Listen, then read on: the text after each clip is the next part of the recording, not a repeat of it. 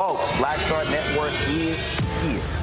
Oh, no punches! I'm real revolutionary right now. Support this man, Black Media. He makes sure that our stories are told. Thank you for being the voice of Black America, Roland. Stay black. I love y'all. All momentum we have now, we have to keep this going. The video looks phenomenal. See, this difference between Black Star Network and Black-owned media and something like CNN. You can't be Black-owned media and be scared. It's time to be smart. Bring your eyeballs home.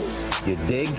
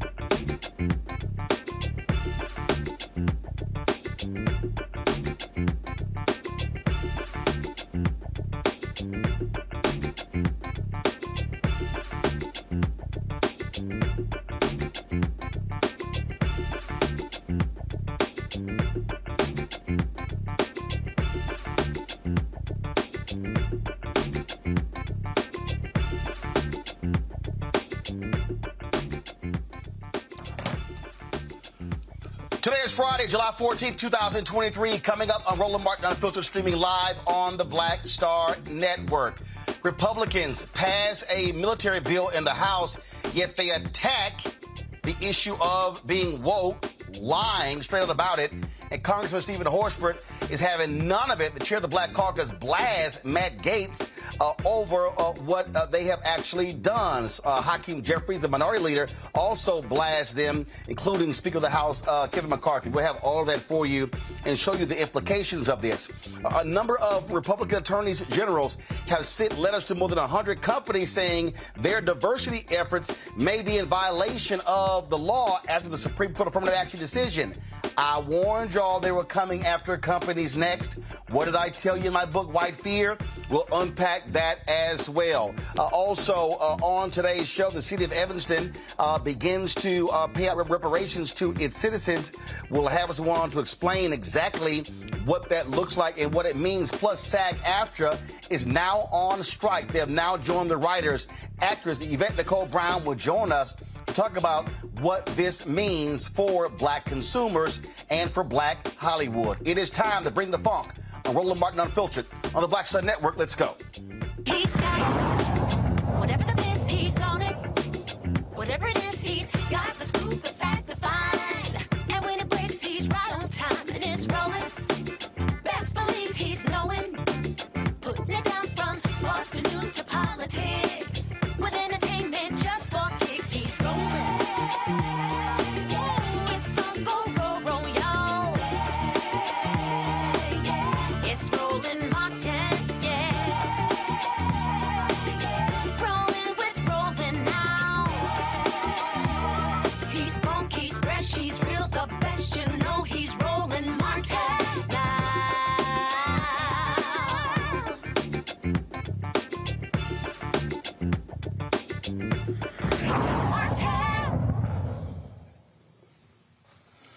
All right, folks, you heard us talk about AI and the impact of AI when it comes to technology. Well, in Vallejo, California, they were using AI to deal with the whole issue of police misconduct. So they were using AI searching through various body camera footage.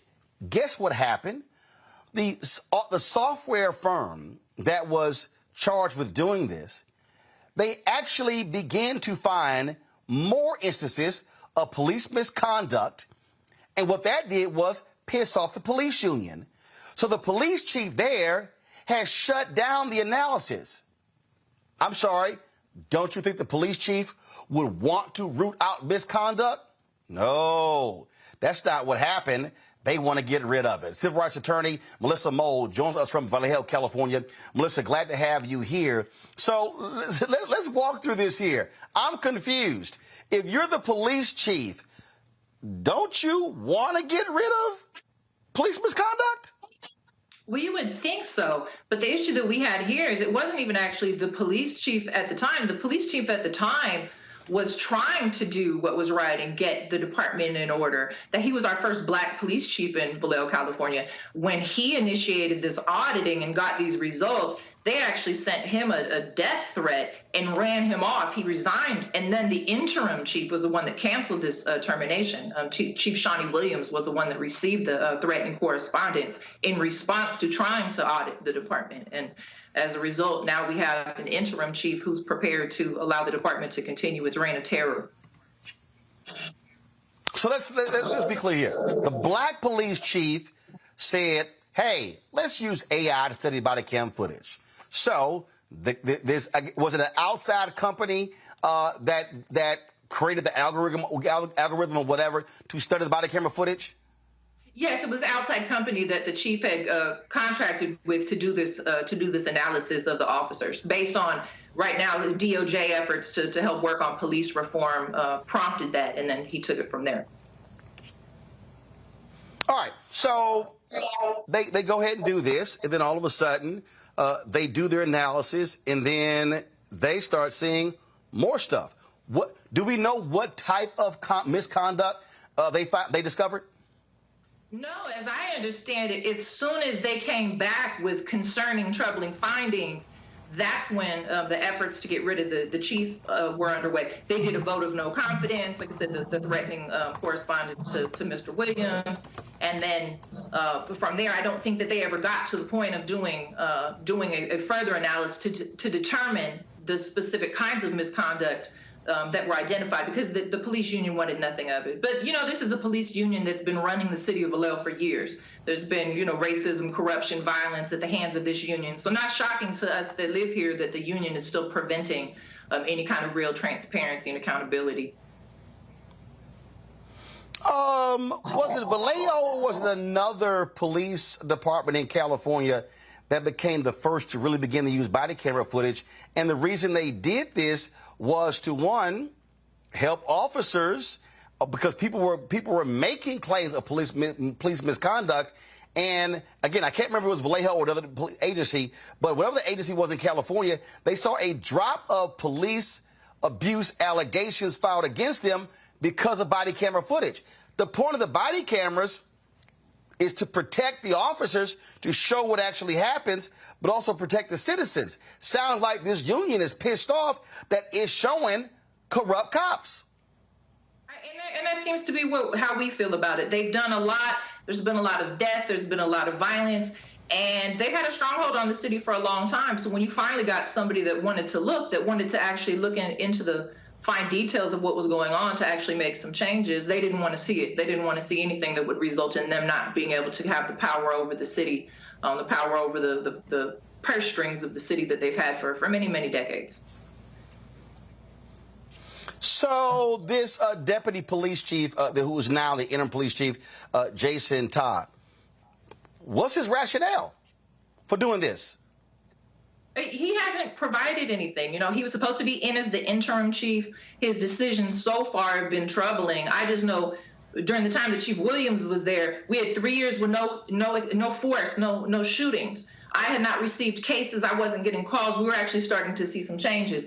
Deputy Tall was there with Chief Williams as his right-hand man. As soon as Williams was gone, Tall went right back onto the agenda of the police union, which is to push forward, to do whatever they want, to not be held accountable, to not have any sort of disciplinary actions. And so Tall, without giving any explanation, let us know that he's going back to the status quo of Vallejo, which is to do whatever they want and to expect us to all just, tolerate their.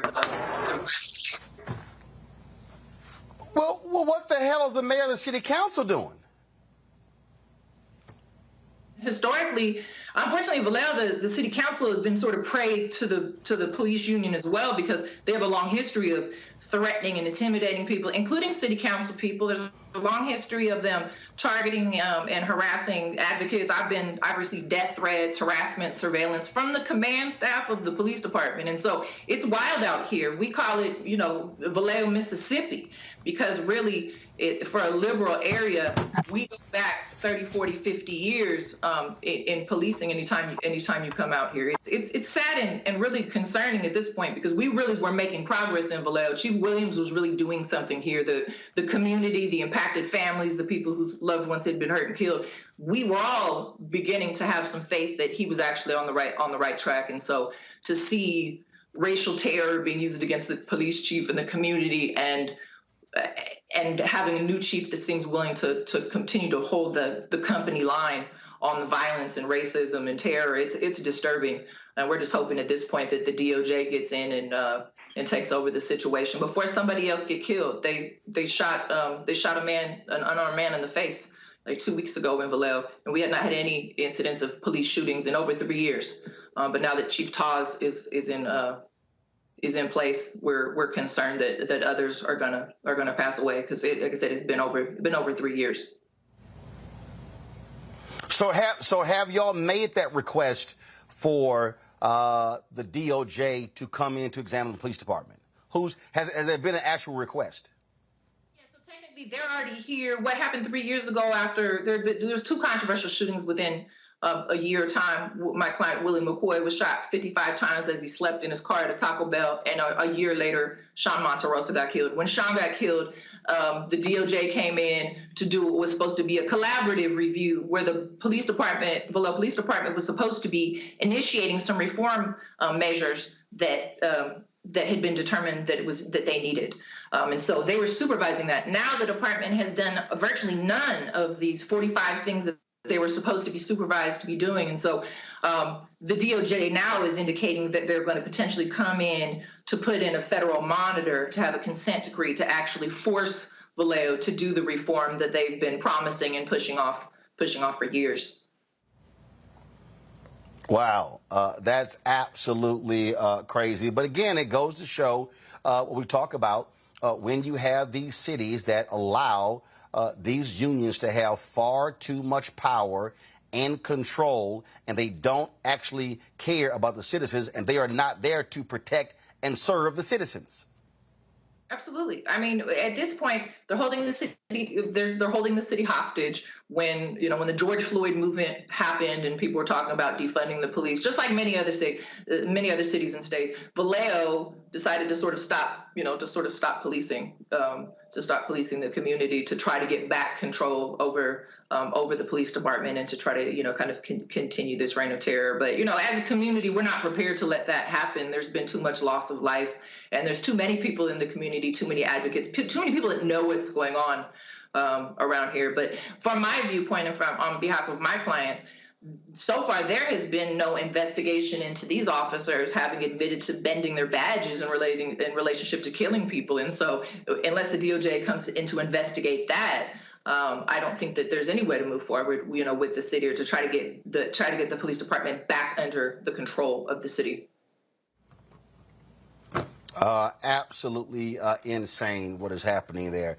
Melissa, keep up the good fight, and certainly keep us abreast what happens there in Vallejo, California, because, again, the whole point of body cameras, and I say this all the time, if you are cops and you are doing what's right, you shouldn't have any issues with body cameras. Exactly. If you're doing what's right, if you're following the rules, if you're following the law, you should have no problem with it. The fight that police have had about that, I mean, administrators, politicians, and command staff wanted body cameras. The people that are doing the work didn't feel like they should just be trusted, unilaterally without view if this wasn't something that they wanted. But they're not going to get rid of body cameras. We're not going back in time. It's just, unfortunately, Vallejo is just sort of an antique as far as police departments because of the stronghold that they have. But they're a powerful tool for us, as civil rights attorneys, because we used to have to take the word of the person who shot a dead man while the dead man stayed silent. So now we have the voice of the dead often in the body cameras. And so whatever good we see from it compared to whatever concerns the police have about them. I mean, the community safety outweighs whatever privacy or whatever other concerns the officers might possibly have. Because like I said, we've had far too many unarmed men, sleeping men, running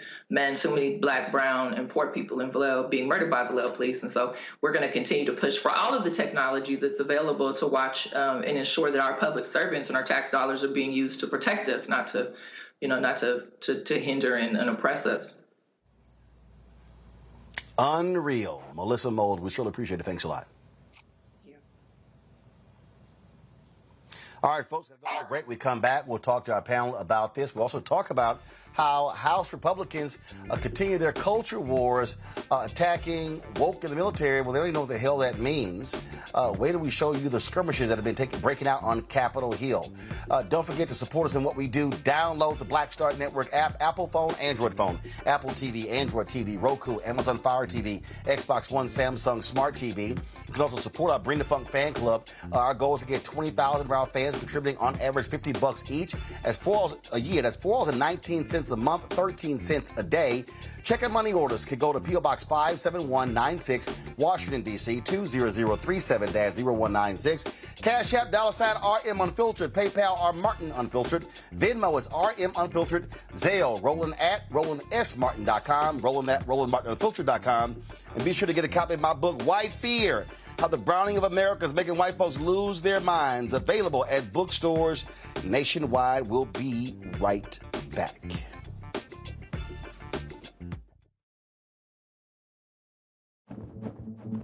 For decades, the tobacco industry has deliberately targeted Black communities and kids with marketing for menthol cigarettes. It's had a devastating impact on Black health. Tobacco use claims 45,000 Black lives every year. It's the #1 cause of preventable death. In the 1950s, less than 10% of Black smokers used menthol cigarettes. Today, it's 85%. Menthol cools and numbs the throat, making it easier for kids to start smoking. Menthol also increases addiction, making it harder for smokers to quit. Menthol cigarettes are a big reason why Black Americans have a harder time quitting smoking and die at higher rates from smoking-related diseases like cancer, heart disease, and stroke. It's time to stop Big Tobacco from profiting off Black lives. An FDA ban on menthol cigarettes will improve Black health, save lives, and protect future generations from addiction. Learn more at tobaccofreekids.org/ban menthol. Black Star Network is here. Oh, no punch! I'm real revolutionary right now. Thank you for being the voice of Black America. All momentum we have now, we have to keep this going. The video looks phenomenal. See, there's a difference between Black Star Network and Black-owned media and something like CNN. You can't be Black-owned media and be scared. It's time to be smart. Bring your eyeballs home. You dig? My name is Lena Charles, and I'm from Opelousas, Louisiana. Yes, that is Zydeco capital of the world. My name is Margaret Chappelle. I'm from Dallas, Texas, representing the Urban Trivia Game. It's me, Sherry Shepherd, and you know what you watch. Roland Martin on Unfiltered.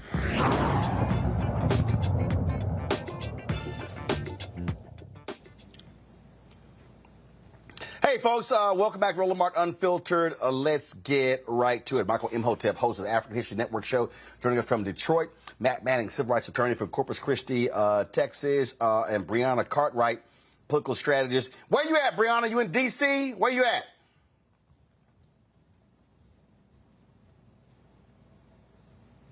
Brianna, you ain't ready? What were you doing? You doing squats?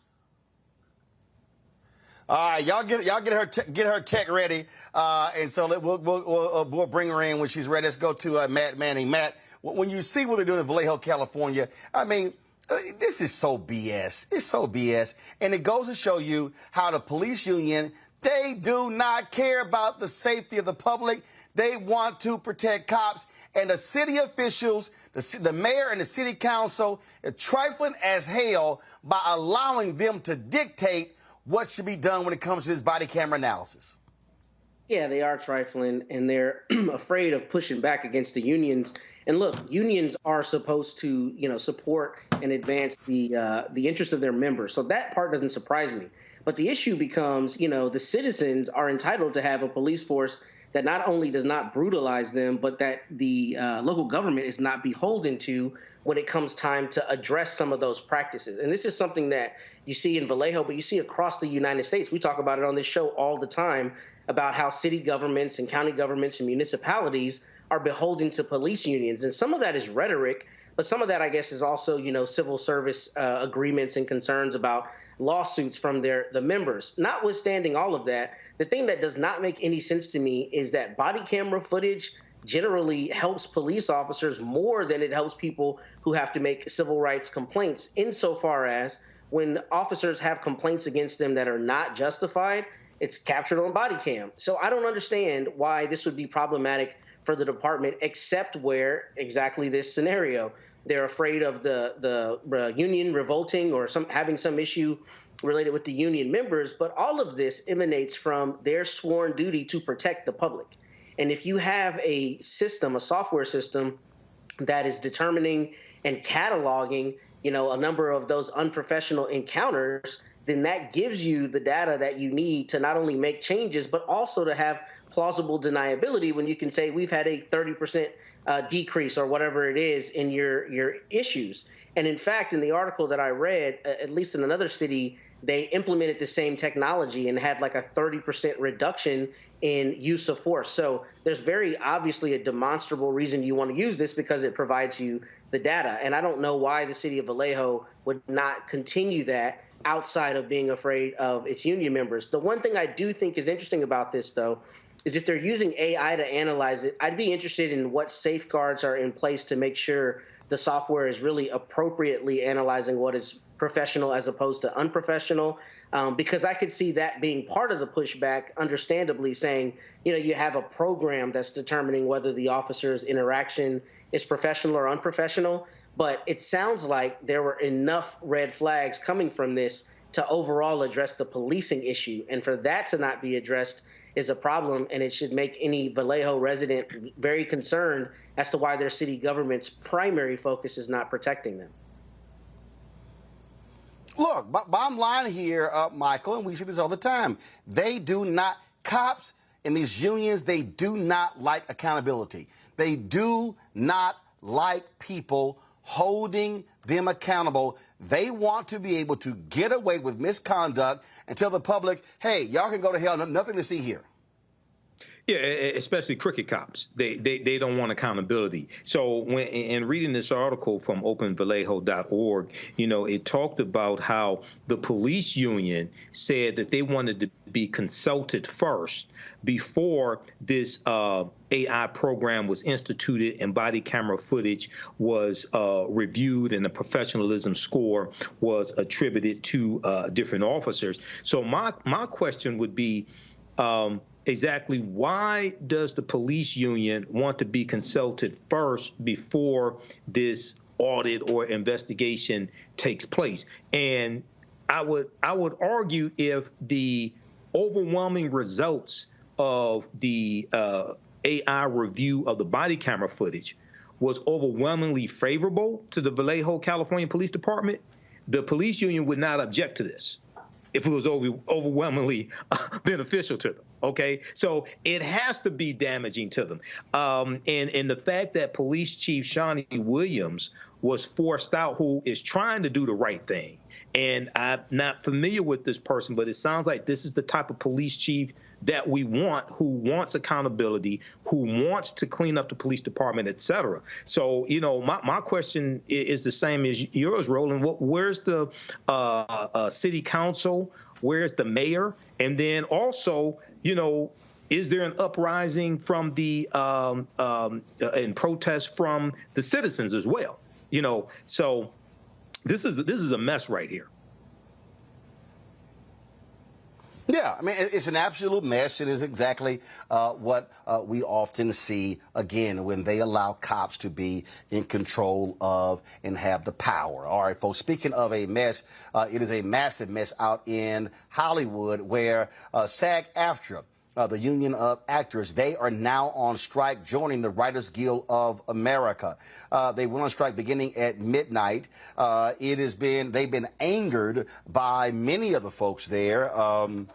The studio heads who claim that the WGA as well as SAG, that they simply are asking for too much, that they're being greedy, if you will. Now, these are the same studios that pay their CEOs anywhere from $27 to $200 million. We're talking about a significant amount of money, but they want the writers to be able to, frankly, take less. One of the things that's also crazy is one of the proposals dealt with the issue of AI, where they want to be able to use AI and then use an actor's likeness in perpetuity and never have to pay them. One of the folks is on the board of SAG-AFTRA, actress Yvette Nicole Brown. She joins us right now on Roland Martin Unfiltered. Yvette, how you doing? What's up, brother? Good to see you. So here's the deal. There's somebody sitting out there right now watching, and they have it in their minds, oh, man, these actors, they make a ton of money. These people not realizing that at any moment, 98% of the actors out there ain't employed. We start talking about health care benefits. We start talking about residuals. We start talking about, and now how streaming has changed the game. You used to have a network show. You would get a full season, 22 episodes, and then all of a sudden, now you look at a lot of these streaming shows, they're 8 to 10, and so the economics has changed, and frankly, the opportunities are drying up for a lot of people. So explain to the folks why SAG-AFTRA is joining the WGA to go on strike. Well, you hit a lot of it on the head right there. Once streaming happened and we have these shorter seasons, you can imagine as a writer or an actor, you might do 8 to 10 episodes. And then you have like a stretch of like 8 to 10 months where you're doing nothing. So there's no money coming in. You get money when you work. If you're not working, you don't get money. Now, what used to save us back in the day is that reruns would happen and be able to watch Different World again, you know, in the summertime, and you get money that was almost equal to what you made when you did the show originally. Residuals are gone. So people are now signing up to do a show. They do their 8 to 10 episodes, then they don't work for 6 to 8 months, and then they're also held exclusively by that streamer or that network. So now I can't work anywhere else. I can't make any money, and you're not paying me any residuals. And then, so that affects my health care, that affects everything. And people think that just because someone's on television, they're rich. It has never been the truth. Now, there's some people, the people that are the multimillionaires and the A-listers, they doing all right. But this is about the 98% of us that are not working all the time and what can be done to help them. I'm of the mindset that I'm my brother and sister's keeper. It's not okay for me to be okay if y'all not okay. Now, I wish the producers thought like that, because as they take their millions and buy their yachts and go on their fancy trips and have their interviews on meadows of green, acres of green, they aren't thinking about the people that may not be able to pay for their children's school, or may not be able to pay for their health care, or may not be able to pay their rent. And then that quote that came out, that one of the producers basically said that their goal is to choke us out until people lose their apartments and their homes. That is so inhumane. Yeah. It's inhumane. At what point is enough? How much money they literally said,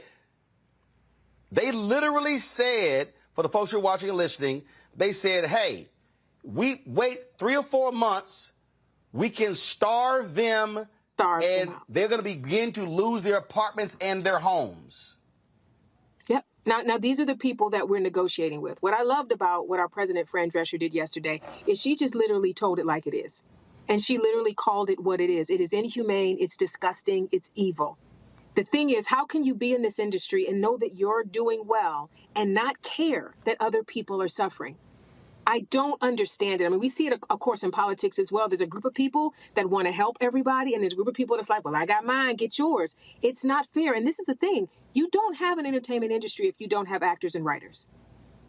You don't. So I don't know where they think all this magical money they love is going to continue to come in if they don't have the people writing the stories, creating the worlds, and then actors coming in to perform those pieces. It's so short-sighted. And we're upset. We're mad. And we're ready. And the WGA is with us. We're with them. And it's like, bring it. I was out on the sorry, that's my dog sneezing. I was out on the picket line today, and everybody's like, let's do this. If they thought they were breaking us, they're wrong. We're energized and we're ready. The thing that, again, technology is changing a whole lot. You look at, like, one of the things that's happening, and again, that people don't quite understand. Warner Discovery has done this a lot. They started this, and now the other people are actually following them. They are literally pulling shows off of streaming services to save money for tax reasons. Yep. Now, that means that if you are an actor or a director and you put all of your time and energy into this work, then it's not available on the platforms, meaning you can't get paid. They say, oh, we've done the analysis, and these are shows that are not being streamed a lot, so therefore it's costing us money. And I'll give you a perfect example. Last year, when Showtime had their series on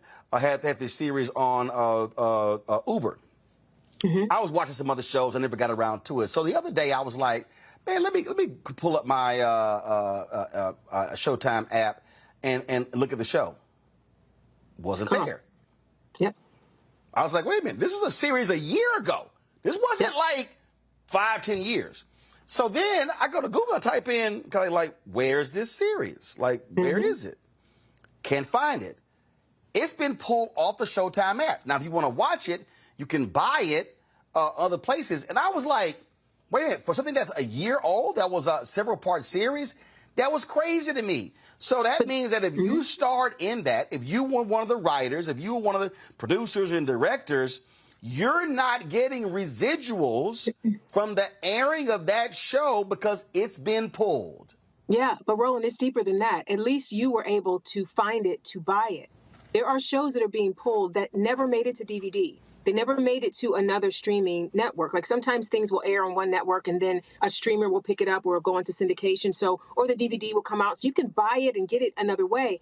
I have a show. I was on a show called Big Shot on Disney Plus. We did 2 seasons, and Big Shot no longer exists in the world. It's not on DVD. It's not streaming on Disney Plus. It is literally gone. So that means the hair and makeup people that did work on that, the wardrobe people that did work on that, the directors that did work on that, the people who wrote those episodes, and it was the first episode produced for them. There is no place in the world you can find that work now. It's gone. It just happened on Paramount Plus with The Game. The Game is being pulled off of Paramount Plus. There's been a lot of shows like that. And so I think also there should be a fight about where can I find my work? This is what I put my heart and soul into. And that means if I ever want to do a reel to show what I did when I was in a drama with John Stamos, how am I going to do that? This is serious. It's a complete disrespect for the creative artists. Completely. Be they makeup, hair, wardrobe, props. There's no love. And this is the other thing someone else mentioned to me. Back in the day, the studio execs used to be people that moved up in the ranks of entertainment. And now they're like Wall Street people and investment bank people. These are people that are bean counters. And it's really all about the bottom line and what kind of profit they can then send to their shareholders or their CEOs. And it's like it stopped being about the art, that we've lost the heart of the art. And that's why we're in this situation where we're like, don't you understand that you don't have a business without us? And why would you be okay making all this money and not sharing the benefits of what we create? Hold tight 1 second. I got to go to a break. My panel got some questions as well. Folks, we're talking the SAG-AFTRA strike. They have now joined the Writers Guild of America on strike. Guess what? You ain't seeing red carpets. Gone. You are not seeing actors doing any interviews. They're forbidden to do interviews touting any projects. And so you're not going to see any new shows as long as the writers and the actors are on strike. And so we'll talk more about that right here on Roland Martin Unfiltered on the Black Star Network. Back in a moment.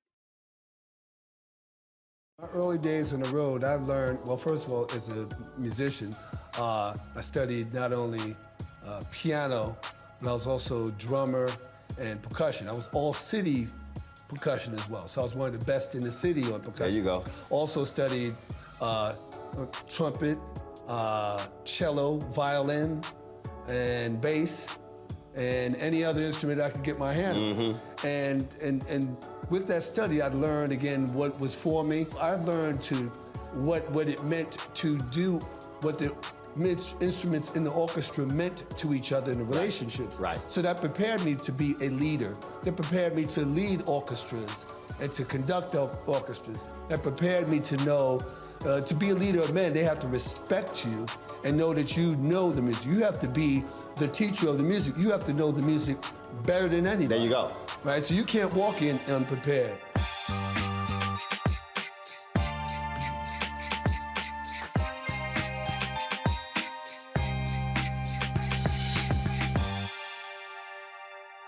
Hatred on the streets, a horrific scene, a white nationalist rally that descended into deadly violence.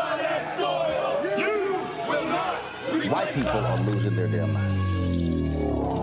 As an angry pro-Trump mob storms the U.S. Capitol, we've seen shooting. We're about to see the rise of what I call white minority resistance. We have seen white folks in this country who simply cannot tolerate black folks voting. I think what we're seeing is the inevitable result of violent denial. This is part of American history. Every time that people of color have made progress, whether real or symbolic, there has been what Carol Anderson at Emory University calls white rage as a backlash. This is the rise of the Proud Boys and the Boogaloo Boys. America, there's going to be more of this. Here's all the Proud Boys, Dave. This country is getting increasingly racist in its behaviors and its attitudes because of the fear of white people. The fear that they're taking our jobs, they're taking our resources, they're taking our women. This is white fear.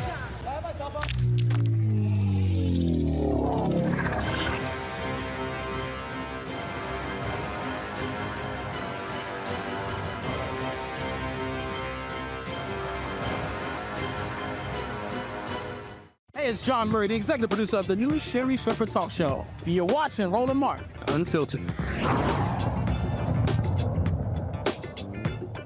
So obsessed. All right, folks, welcome back to Roland Martin Unfiltered on the Black Star Network. We're talking with actress Yvette Nicole Brown. She's a member of the SAG-AFTRA board. At midnight, they went on strike, joining the Writers Guild of America. It is the first time they've been on strike in 26 years. Let's go to our panel. Michael Imhotep, your question first for Yvette. Hello, Yvette. Thanks for coming on. Also, great interview with Joanne Reed. I've been following this, and one of the things that I'm hearing is that one of the things that the actors and screenwriters are fighting for is a greater piece of the pie when it comes to content that's on the streaming services now, because the way the contracts are, the way the payouts are when it comes to streaming is entirely different than it was traditionally. Can you give us more insight into that? And also, a lot of the streaming companies are saying, maybe like Peacock and some of the other streaming companies are saying they're not making a profit as well. Can you talk about that, please?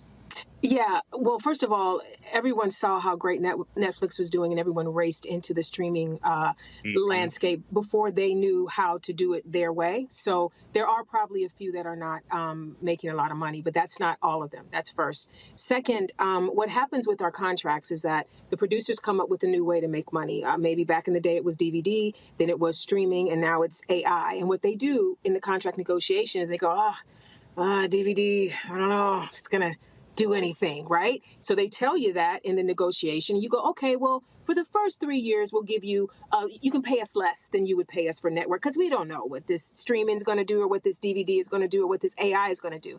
Forgetting that they absolutely know that it's going to be lucrative, because they wouldn't chase anything unless they know there's money there, right? So we fall for it, and we've fallen for it a few times. So what we realize now is they're trying to do the same thing with AI. Now, what happened with streaming is that they said, well, we don't know if it's going to be profitable, so let's pay you a little bit less than we would have paid you. Well, that fee structure is now set in steel, right? So now every year, as they made, some of these streamers have made record profits, we're still getting 10 cents on the dollar or whatever the number is. I don't know what the exact number is, but we're getting a lot less than what we should be getting. And then they go, well, you agreed to it, so I don't know, going back and changing it now. So now that we've learned that that's how they do it, we're like, we're not going to let you do that this time. We know that AI is going to make you a lot of money somehow. So we need something in place now to protect us, to make sure that we don't do what was floated, where they wanted background actors to have their entire body scanned, likeness, face, all of it, which means they now own that person's entire likeness, and they can plug that person in crowd scenes or anywhere else they want to in perpetuity. Their children's kids will be dead, and they still will see grandma walking around carrying a Target bag in some show. That's ridiculous. And they want to pay them the day rate. So want to pay you once and use you forever. And this is the thing. There are certain people that have reached a level of their career where they can negotiate out of that. But again, it's not okay. I'm not okay that I can negotiate it if the person starting in this industry or the person that hasn't made it to my level can't negotiate their way out of it. Because what they'll tell them is, well, we don't really need you. We'll get somebody else. And then there'll be somebody else that will say yes. You see what I mean? Like they have you against the barrel when you haven't become a name or you haven't become famous in some way. And we want to make sure the contracts protect everybody, not just the people that can negotiate their way out of these little traps. And the point there you make, Yvette, there when you talk about the contracts, when they are locked, they are going to hold you to that contract. Absolutely. I just finished watching on Netflix the documentary, the docuseries on American Gladiators. And they talked about on that show where the folks who were the gladiators and how they were getting $500 a show. They were incurring injuries. They had a national tour, 120 city tour. They were selling toys, merchandise, all sort of stuff. And the gladiators were like, yo, we make the show. And Sam Goldwyn, who they were doing the show, they were like, absolutely not. We are not renegotiating. You signed the contract, that's what you get. And they fired some of the original gladiators. And that's how they wrote. So this whole idea, so when somebody tells you, no, just go ahead and sign, we can take a look at it later. No. Don't do it. You better get it in writing, because they're going to negotiate downward from that deal in the next deal. Yep. And this is the thing, too, that I don't know that people, I started out as a legal secretary. I don't know if people know that, but I was a legal secretary by trade before I became an actor. What people don't understand is that there's no such thing as boilerplate. Or this is just what we do. They'll say that. Everything in a contract can be negotiated. Every single thing. So don't fall for, well, this is just how we do it. No. We're going to do it different in this one. We're going to change this for me. And I think people don't have the understanding that they can do that. And sometimes the business affairs offices are so strong. Well, we got to get it today. If we don't get it today, breathe and get the deal that is right for you. And that's if you're able to. If you've reached a point in your career where you can. There are a lot of people that can't do it. They're just not at the place where they can do it yet. And again, that's why unions are there. Shirley Ralph said something. But Yvette, even if you're a big name, Don Cheadle talked about this here. I forgot I guess it was one of those Marvel, whatever the hell. And he at his child's birthday, and they were like, you got an hour. That's what it's like. I got an hour? And he was like, this is Don Cheadle, Academy Award nominee. And it was like, okay, fine, it's your daughter's birthday, fine. We're like, we'll give you 2, but we need an answer. And he had no choice but to say yes, because they were literally like, we will move on. And remember, that was a role where he replaced Terrence Howard. Yeah. And this is the thing, too, though. I believe in this in regards to contracts. And you can't do it all the time, but sometimes the no is very powerful. You know, if you got an hour to do it, then that means you ain't got nobody else either. And whoever you're going to go to next going to have 30 minutes, and they might not say yes either. So you actually need me.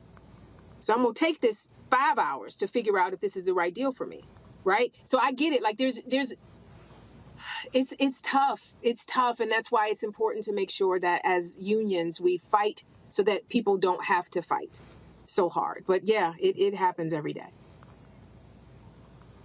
Matt. Well, first, let me say that I appreciate your work and thank you for being here with us this evening. This is actually an issue that affects my family. My sister, Denise Manning, is an actor in New York City and just won her first Emmy.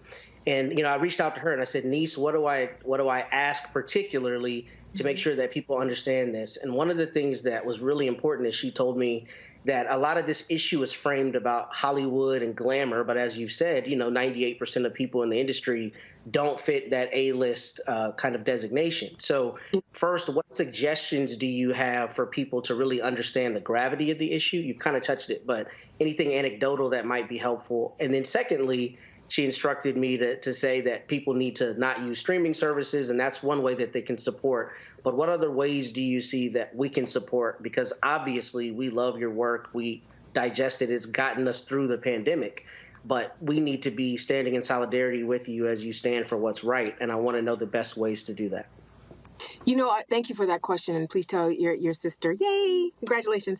I think that since they only care about money, and they don't care about people, I think anything that you can do to affect their money will help the cause. You know, I can't speak on what that should be, but her suggestion's great.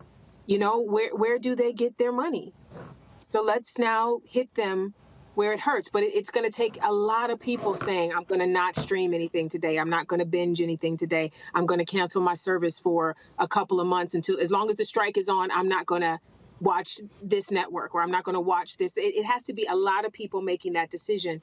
And I think what people miss is that this is not, again, about the super rich people or the super famous people. You may see people that are more recognizable talking about it because they're the people that might be able to get the hit on Roland Martin. You know what I'm saying? But we're here fighting not for us. We're fighting for the 98% that is not working. And people need to remember, we're just human beings doing a job. This is not about we're fancy and we're amazing. No, we're just acting is just a job.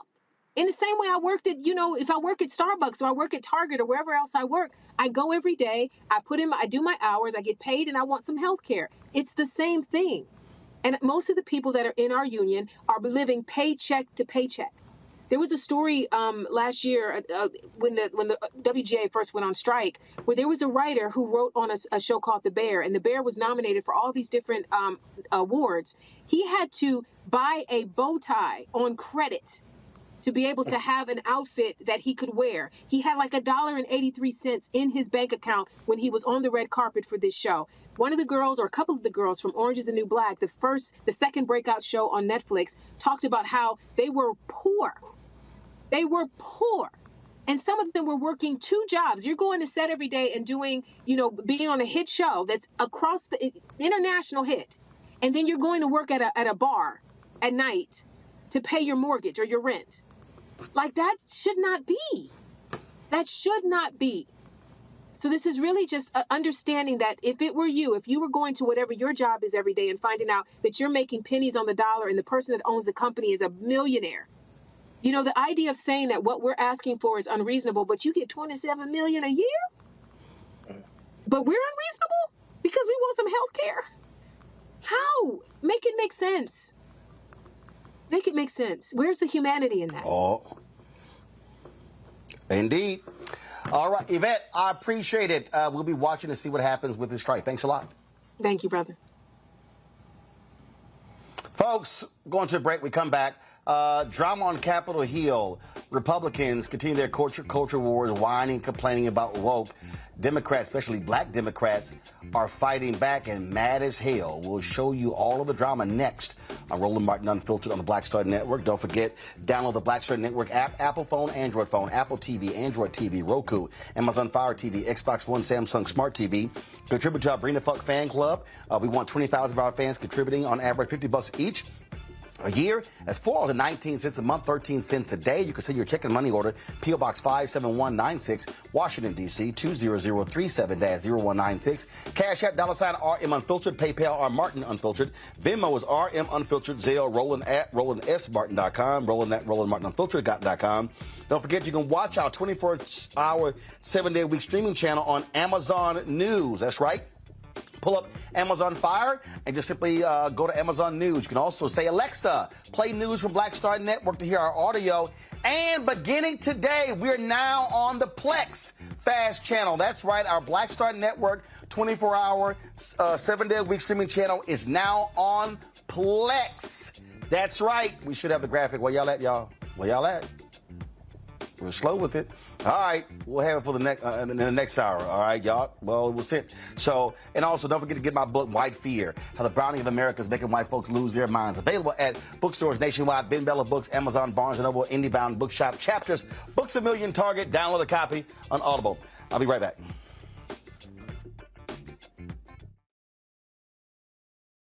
When you talk about blackness and what happens in black culture, we're about covering these things that matter to us, speaking to our issues and concerns. This is a genuine people-powered movement. There's a lot of stuff that we're not getting. You get it, and you spread the word. We wish to plead our own cause.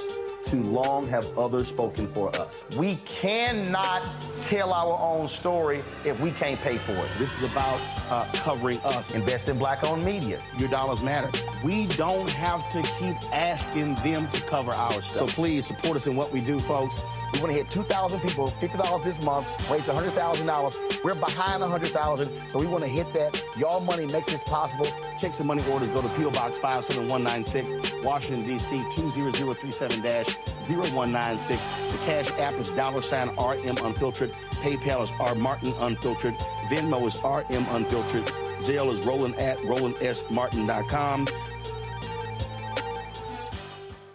Coming up next on The Frequency, right here on the Black Star Network, Shanita Hubbard. We're talking about the ride or die chick. We're breaking it down. The stereotype of the strong black woman. Some of us are operating with it as if it's a badge of honor. Like you even hear black women like aspiring to be this ride or die chick, aspiring to be this strong black woman trope at their own expense. Next on The Frequency, right here on the Black Star Network. Me, Sherry Shepard with Sammy Roman. I'm Dr. Robin B., pharmacist and fitness coach, and you're watching Roland Martin Unfiltered.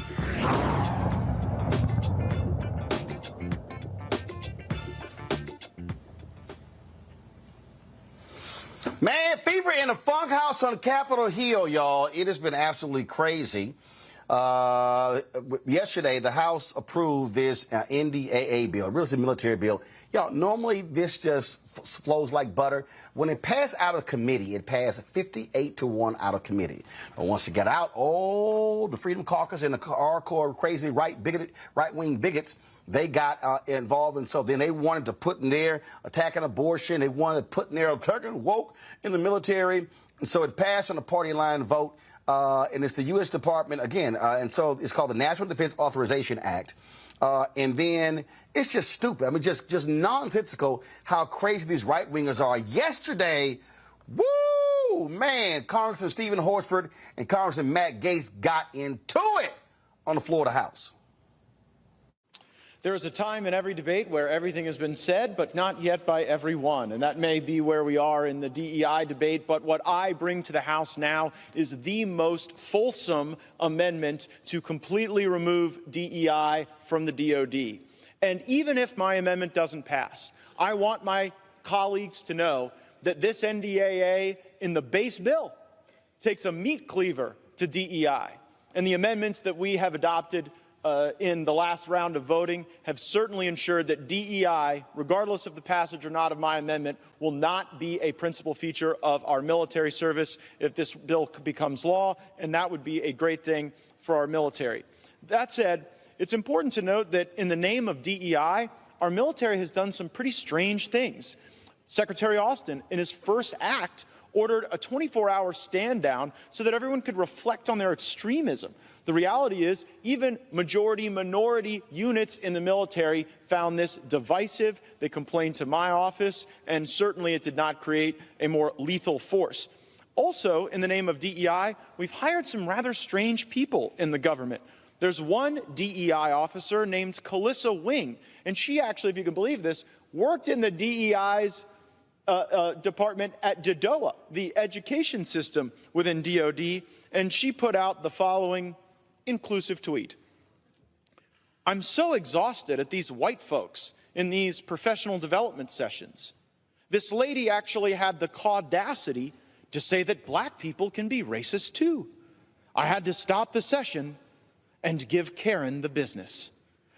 This was the person that we had hired to create a more inclusive environment, and I think it's indicative of the inherently divisive culture that has permeated radical racial ideology. My amendment gives us the opportunity to pull it up by the root, and I hope my colleagues support it. I would add this final point before yielding back. We have standards in the military that allow the military to expel racists and white supremacists completely in the absence of DEI programs. We've had those standards in the military for quite some time. And so even if my amendment were to become law, I don't want anyone in the body to think that we would be stuck with people in the military that didn't meet long-standing, pre-existing standards of personal conduct. And with that, I reserve.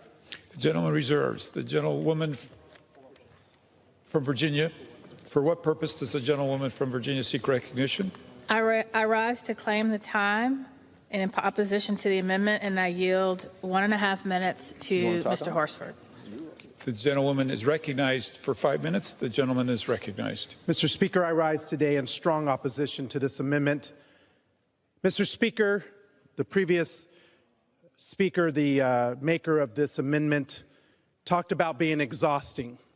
This issue that he has brought before this body and the committee is exhausting. Just this week, the sponsor of this amendment called diversity, equity, and inclusion in the military a, quote, failed experiment. He has called it cancerous. Just this week, a senator from Alabama stated that it was his opinion that white nationalists are not necessarily racist and refused to denounce white nationalists serving in the military. All of this with the backdrop of the same senator holding up hundreds of military nominations, which is actively hurting our national security, something that this NDAA bill would address. To what end? The U.S. Marine Corps does not have a confirmed commandant as we speak.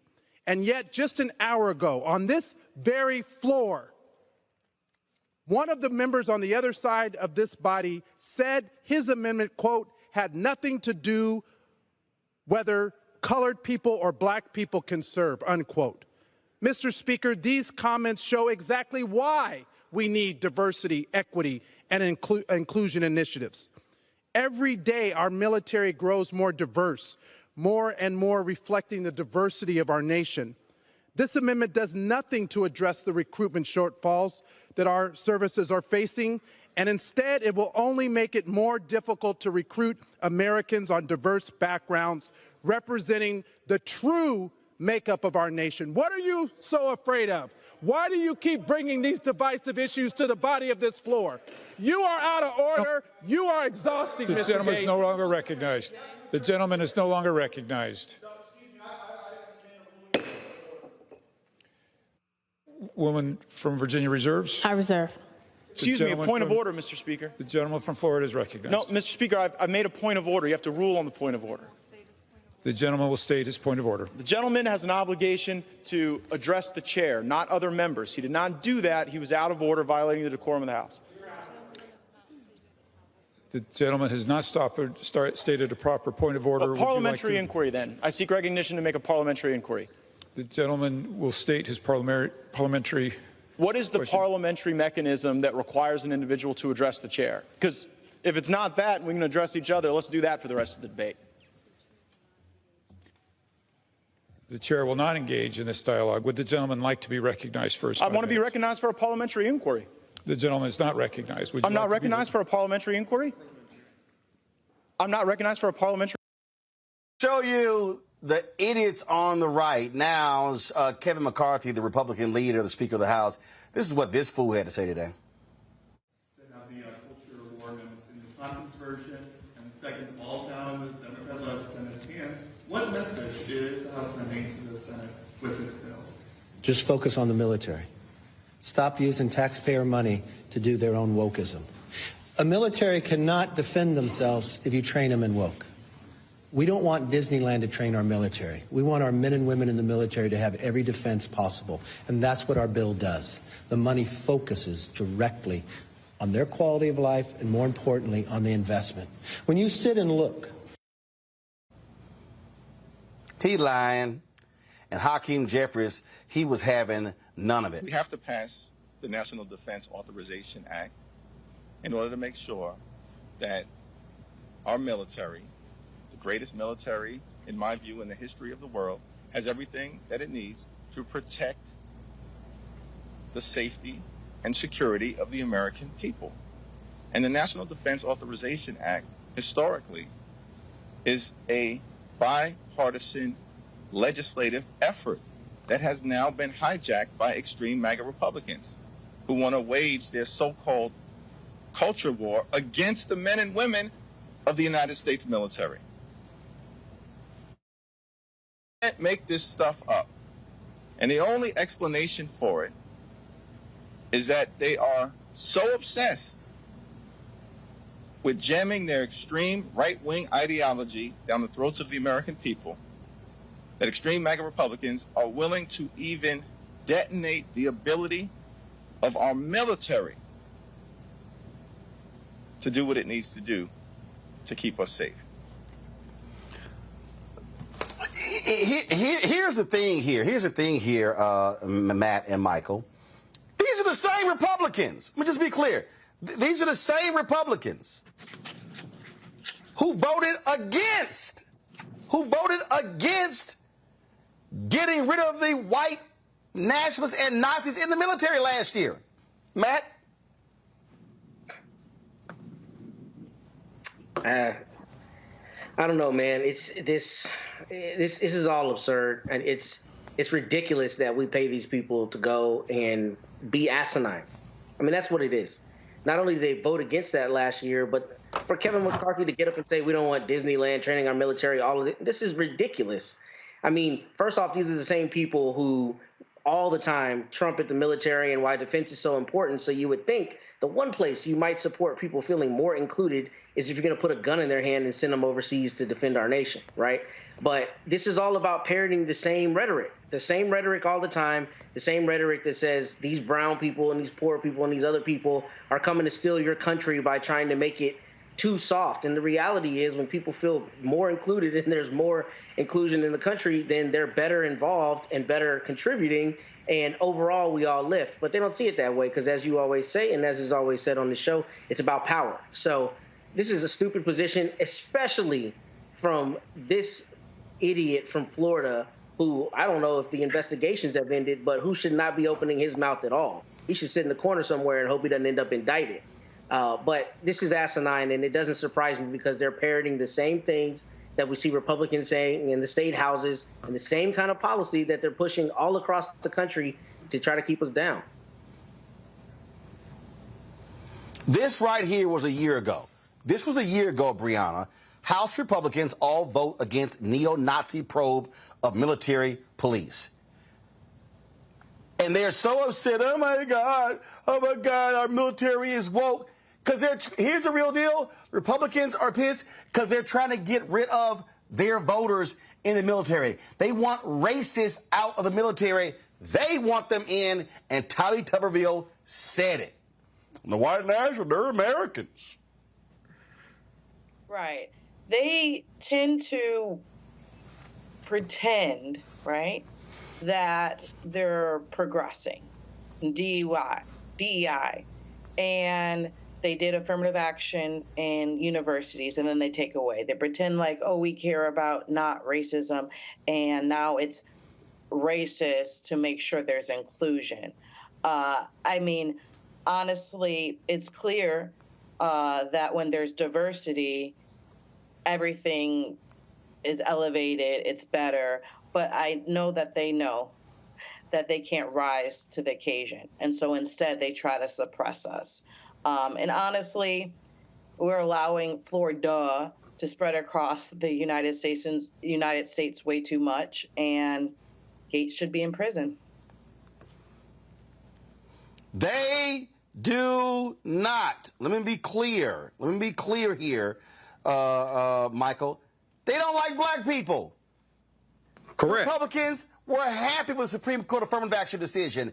They were elated with these Republican attorney generals sending a letter around threatening companies saying we're going to go. You can't have DEI programs.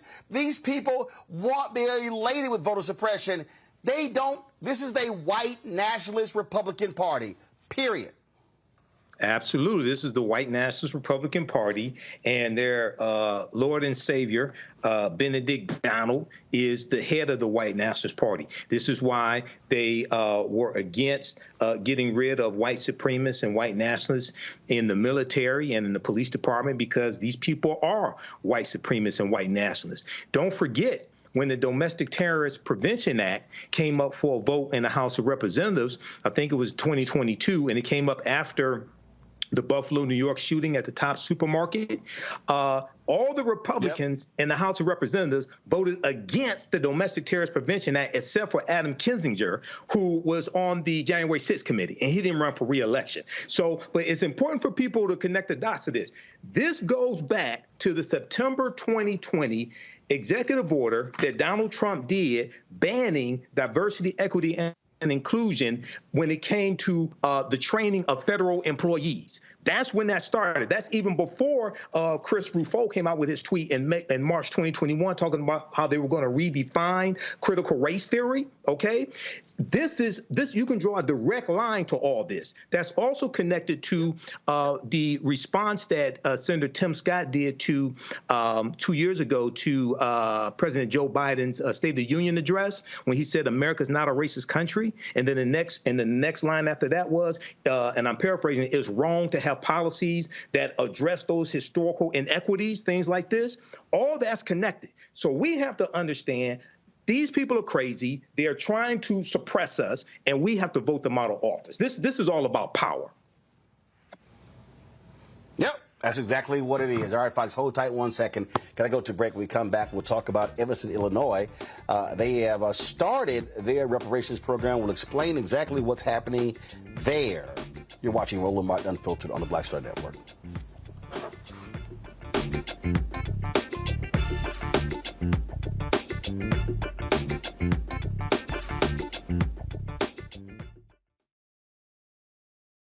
On the next Get Wealthy with me, Deborah Owens, America's Wealth Coach, the wealth gap has literally not changed in over 50 years, according to the Federal Reserve. On the next Get Wealthy, I'm excited to chat with Jim Castleberry, CEO of Known Holdings.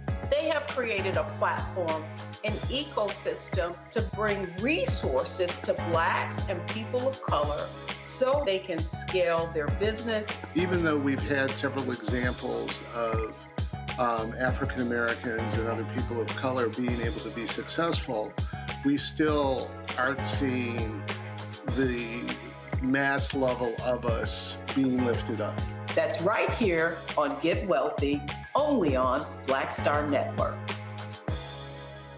On the next, A Balanced Life with me, Dr. Jackie, we're going to be talking about common sense. We think that people have it, know how to use it, but it is something that people often have to learn. The truth is, most of us are not born with it, and we need to teach common sense, embrace it, and give it to those who need it most, our kids.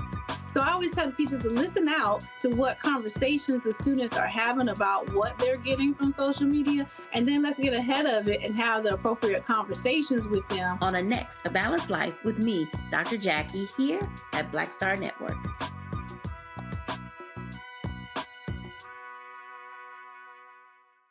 I am Tommy Davidson. I play Oscar on Proud Family, Louder and Prouder. Right now, I'm rolling with Roland Martin, unfiltered, uncut, unplugged, and undamn believable. You hear me?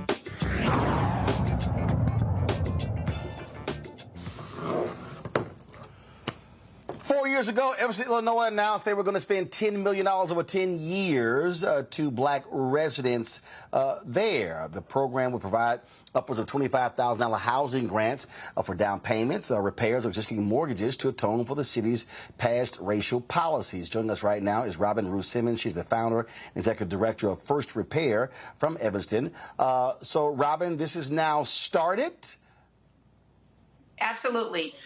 Thank you, Roland, for having me. The program or the commitment to reparations has actually been implemented. Disbursements has happened. I want to add that in 2019, we did commit to seeding the work with $10 million initially from our recreational cannabis sales tax. And since then, we've added an additional $10 million from real estate transfer tax and are looking for additional revenue streams, as well as additional forms of repair, different remedies to implement. But to date, we have begun dispersing the $25,000 direct benefits to build wealth through home equity, as well as recently expanding our program to include cash benefits as an option. So over the last month that this has been an option, we have had more of our recipients select a cash benefit for their reparations. What has been the response of residents? Do you have folks, granted the city council passed this, do you have folks who are opposing this, who still find this to be a bad idea with taxpayer funds? Well, I'll say we have broad support in the city. The initial legislation passed in 2019 with an 8-to-1 vote. Future votes have passed either unanimously or 8-to-1. And you're never going to have 100% support. So we have some residents that early on felt very strongly that only cash is an appropriate form of repair. We have made that adjustment. And we have few that have spoken publicly about their disagreement to advance reparations with taxpayer dollars. But we do know that thought is out there. Overwhelmingly, we have support in our city from the ally community, of course, from the Black community to advance reparations. There is more question about forms of repair, urgency, amount, and so on. So we continue to work through the complicated process to implement reparations in Evanston. What do you make of folks like Sandy Darity, who claims that what you're doing there in Evanston, it's not reparations, and you should not be calling it that? Well, Sandy has an opinion about local reparations. And so it's not just Evanston specifically, but localities that are advancing reparations. I understand he's in disagreement with that only a federal legislation for reparations is appropriate. And it is important to note that in Evanston, as well as now over 100 cities that are advancing a local reparations initiative and even more states, that all of us share the North Star of a federal policy as a necessity for us to get to the repair, full repair, get anywhere close to that number, because localities do not have the capacity to address the harms in Black communities. And we recognize that. So it's pretty much a false debate that local reparations is not reparations. In fact, it is reparations. It is a specific remedy in correlation to a direct harm to the Black community. It is not satisfying the reparations that we demand for the crimes of the transatlantic slave trade and other policy. But it is, in fact, reparations at a local level. It's going to be very different from city to city based on city history, capacity, and the ability to disperse and repair. Well, to your point, there was an Anscape article that was done, and this is what was actually discussed, and the question was asked, and he said, I think they created this. He says, I think they create an obstacle to a federal program because they are insufficient for meeting what we view as a primary goal of a reparations plan, which is to eliminate the racial wealth gap. And it says we estimate a conservative amount that would be required for Evanston to close the wealth gap for its Black residents will be at least $3 billion. The city's annual budget is about $360 million. They have a peculiar plan, which is really what we call a housing voucher plan, blah, blah, blah, blah. Okay, so here's a perfect example that, to me, again, so Evanston makes this decision, and even he says that the city's annual budget is $360 million. but he's come up with $3 billion. Okay, the money got to come from somewhere. Right. And so if you have an annual budget of $360 million, and you're saying, well, we think it's going to take $3 billion, that means your budget, you're not going to even generate $3 billion for at least 10 years. Right. So, for an entire budget. So how in the world? So what? Does the city of Evanston go somewhere to borrow the $3 billion to give the black folks? And I would think that if you have multiple programs in different cities, that's creating momentum for what you want on the federal level. Because right now, ain't no federal program. That's right. That's right. So here's a couple things. One is that it's only the racial wealth gap that addresses repair. And so we do this work now full time in communities across the nation. Dozens I've been in personally. Black communities are not just looking at a cash benefit only, they're looking at full repair, a comprehensive approach to repair, which includes access to housing, business, education, health, police reform, clean air, and so on. We're looking for full repair under the 5 components of reparations. So first of all. Secondly, it is not only localities that are responsible for the harm. The conversation of reparations and contemporary history in 1989, Rep. John Conyers introduced H.R. 40. It's languished in Congress. But that doesn't mean that localities don't take a first tangible step in doing what they can do what is possible. And we have seen, as you have just stated, Roland, that momentum has happened. In 2019, it was only Evanston. Today, there are over 100 cities. In 2019, it was only 65 co-sponsors in the House for H.R. 40. And the last Congress ended with 219 co-sponsors and yes votes for H.R. 40, a Senate companion bill, hundreds of allies organizations that support reparations, and more momentum. The movement is being professionalized by foundations that are providing resources, funding, and other technical assistance so that we can get to liberation and repair in the Black community. So again, I just simply think it's a false debate to say that local reparations is not reparations. I do agree that local reparations alone is insufficient. And that's why I am encouraged to see that it's not just states or municipalities, it's now states. Look at the great work that's happening in California, the great work that's been introduced in the state of New York and Massachusetts. We see counties beginning to have the conversation on reparations, more and more institutions and industries. The Academy has joined the case for reparations. And so like any other important public policy, federal public policy, when you think about school desegregation and fair housing and marriage equality and ban the box and even cannabis now being a federal conversation, it starts with a local spark, a grassroots leader, a municipal law, a state action, and then we get to a federal policy. And so I'm just encouraged and stand with all the other local leaders, stand with those that are working on local initiatives that we are making progress. And in Evanston, we are dispersing reparations. Michael. Hey, Robin. Good to see you again. Hey, how Congratulations. are you? I'm all right. Thank you. Congratulations on the documentary. For those that don't know, I interviewed Robin 2 years ago on the African History Network show. So it's great that this is paying out. I know there's a lot of hard work. Hey, when we talked, one of the things we talked about is how Evanston, Illinois did not have a history of slavery. And there were so many reparations reactionaries out here attacking what you were doing and what the city council was doing. Can you talk some about that, why you chose the housing vouchers as opposed to quote unquote reparations for slavery? And then also there was a 70-page study that was produced that preceded the recommendations, the policies that you all did. Talk about why was that 70-page study? Because you have so many hashtag cut the check people out here saying we don't need a study, just cut the check. Can you address that, please? Absolutely. So first of all, it's important to know that one of the most important practices of reparations is that the harmed community, the Black community, is really prescribing what redress looks like. And it's important to know that the Evanston Black community went through a process in 2019 where we heard and by consensus moved forward with prioritizing housing. Now, as you mentioned, that report complemented the demand from the community.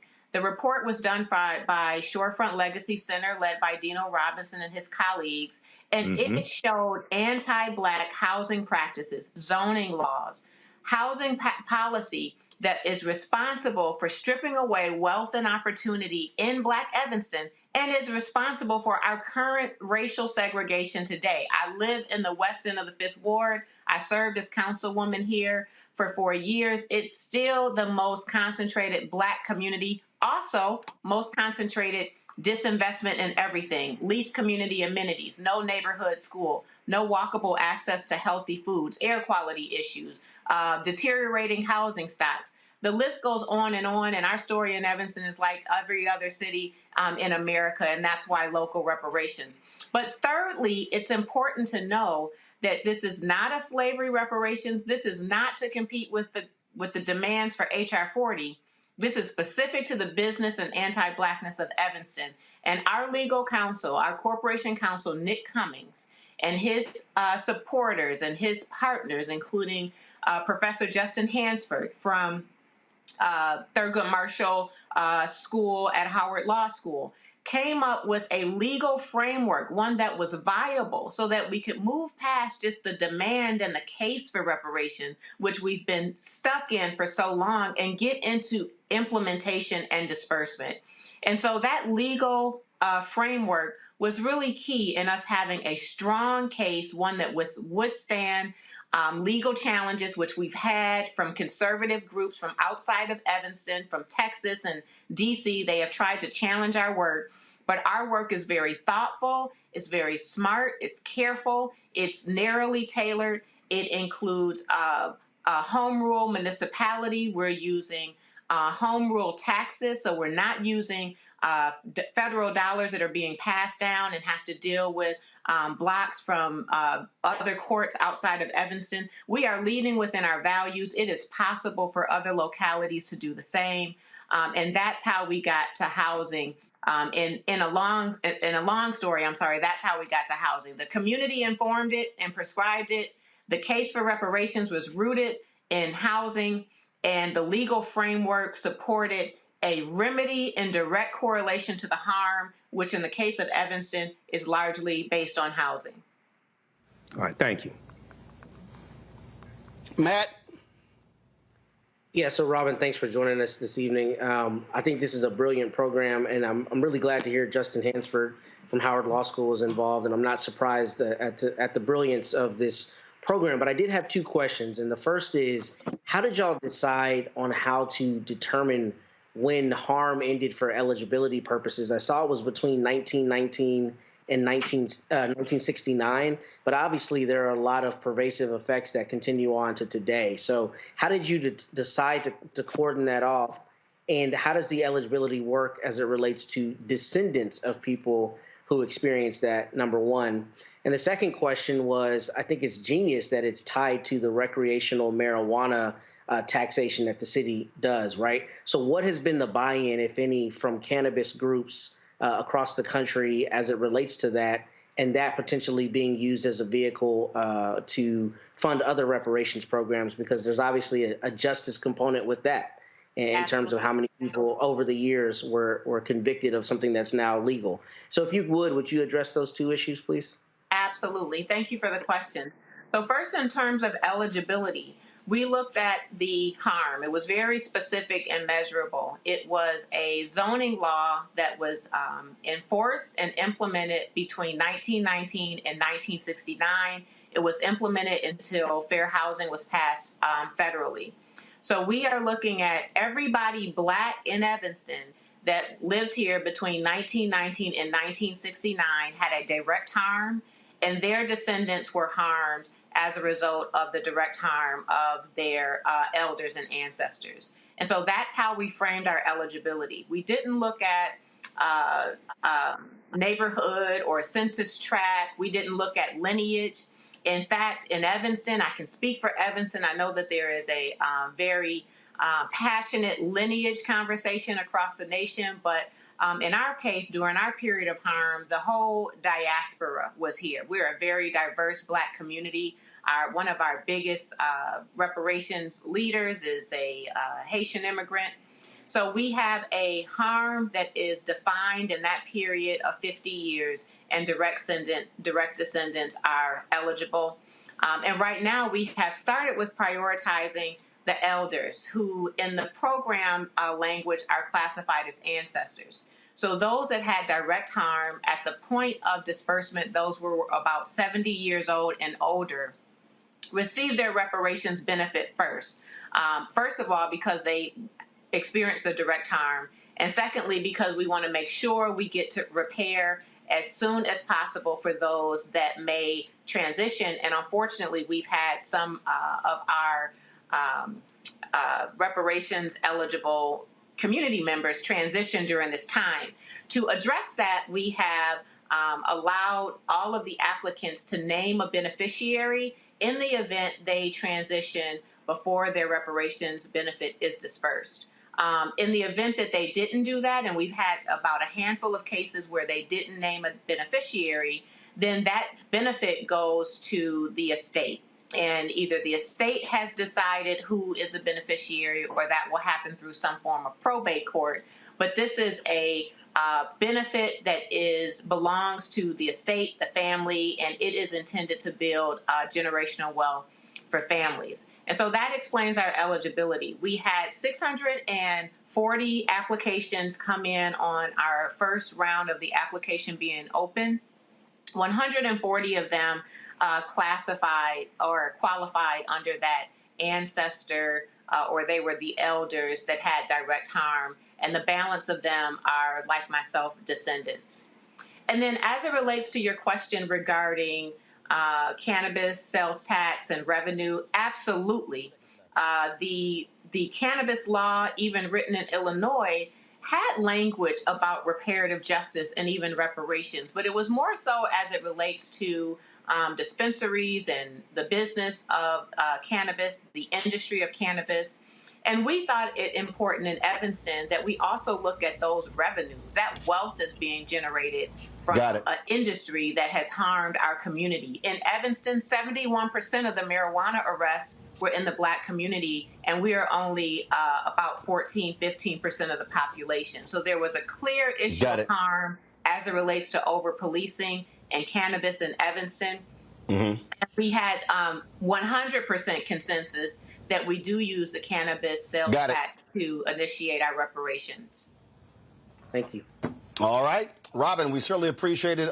Thanks so very much for breaking it all down for us. We appreciate it. Thank you. Folks, going to go to a quick break. We come back. The Forestry Service has a program with the HBCUs. We'll break it down for you next on Roland Martin Unfiltered on the Black Star Network. Next on The Black Table with me, Greg Carr. We featured the brand new work of Professor Angie Porter, which, simply put, is a revolutionary reframing of the African experience in this country. It's the one legal article everyone, and I mean everyone, should read. Professor Porter and Dr. Valethia Watkins, our legal roundtable team, join us to explore the paper that I guarantee is going to prompt a major aha moment in our culture. You crystallize it by saying, who are we to other people? Who are African people to others? Governance is our thing. Who are we to each other? The structures we create for ourselves, how we order the universe as African people. That's next on The Black Table, here on the Black Star Network.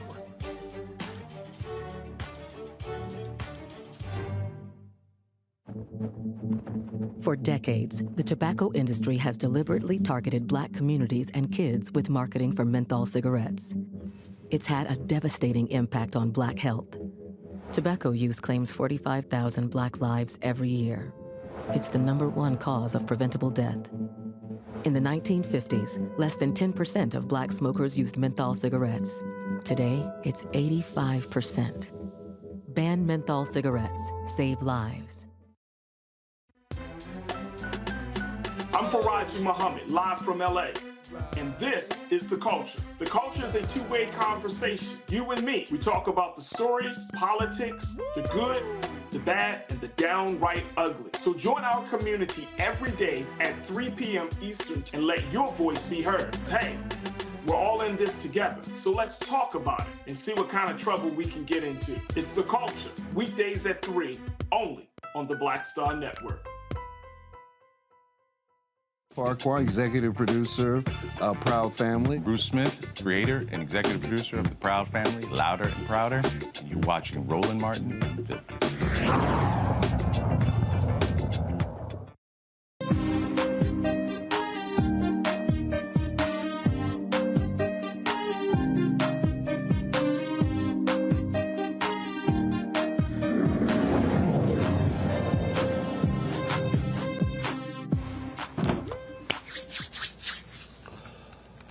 The U.S. Forest Service is joining with 4 HBCUs to create the 1890 Land Grant Institution Wild Land Fire Consortium. 20 students from HBCUs will participate in an apprenticeship program to include training in prescribed burn demonstrations and hands-on experiences tackling forest fires. Stephanie Love joins us from Normal, Alabama. She's the USDA's Forest Service's National Diversity Student Program Manager. So, Stephanie, explain this program.